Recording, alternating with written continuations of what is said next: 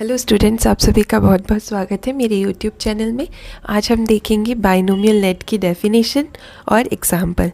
ये है BSc third year का सेकंड पेपर, ग्रुप ए का पेपर है सेकंड, जिसमें है डिस्क्रीट मैथमेटिक्स। उसी का ये एक टॉपिक है जिसमें हम पढ़ेंगे बाइनोमियल नेट। तो बाइनोमियल नेट होता क्या है?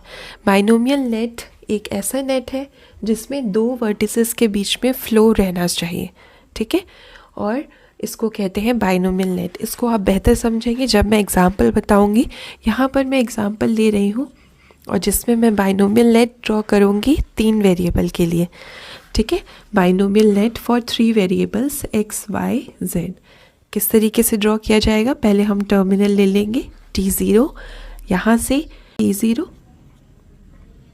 इसको ऐसे करेंगे और 2 भाग में तोड़ देंगे और यहाँ लिखेंगे x डैश। फिर इसके 2 पार्ट्स करेंगे y डैश, y डैश। तो ये होगा y डैश, y डैश।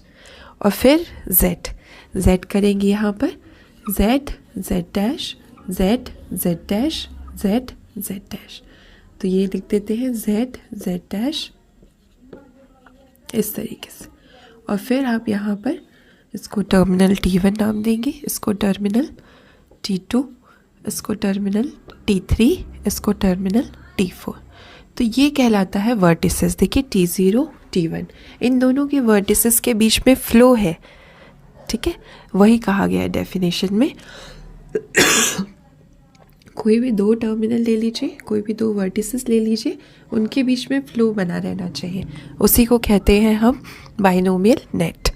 अब यहाँ पर लिखा जाता है फ्लो फंक्शंस। हर नेट के लिए फ्लो फंक्शंस होते हैं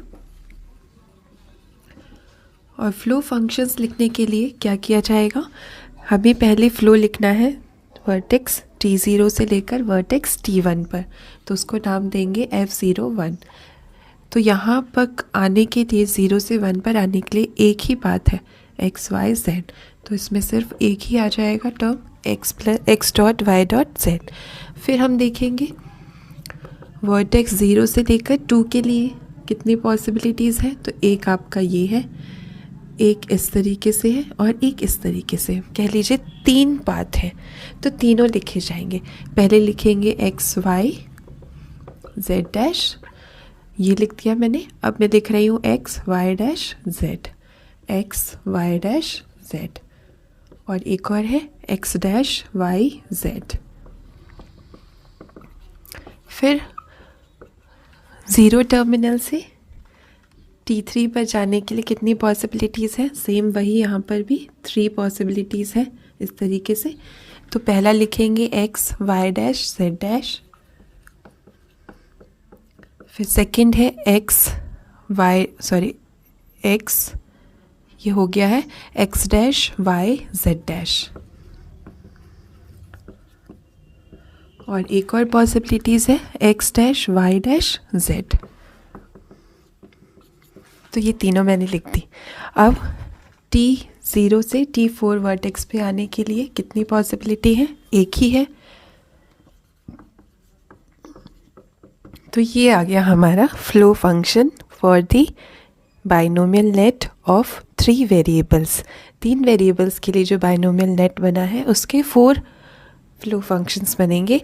और आपको ध्यान ये देना है कि 3 वेरिएबल्स के लिए कितनी टर्म्स बनती हैं।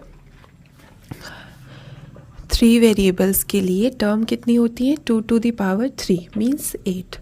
और कैसे लिखा जाता है? 8 का हाफ मीन्स 4 बार x लिखना है, 4 बार x डैश लिखना है। फिर 4 का हाफ 2 बार y लिखना है, 2 बार y डैश लिखना है। फिर 2 का हाफ 1, एक बार z लिखना है, एक बार z डैश लिखना है। तो इस तरीके से आपकी 8 पॉसिबिलिटीज़ हो जाएंगी।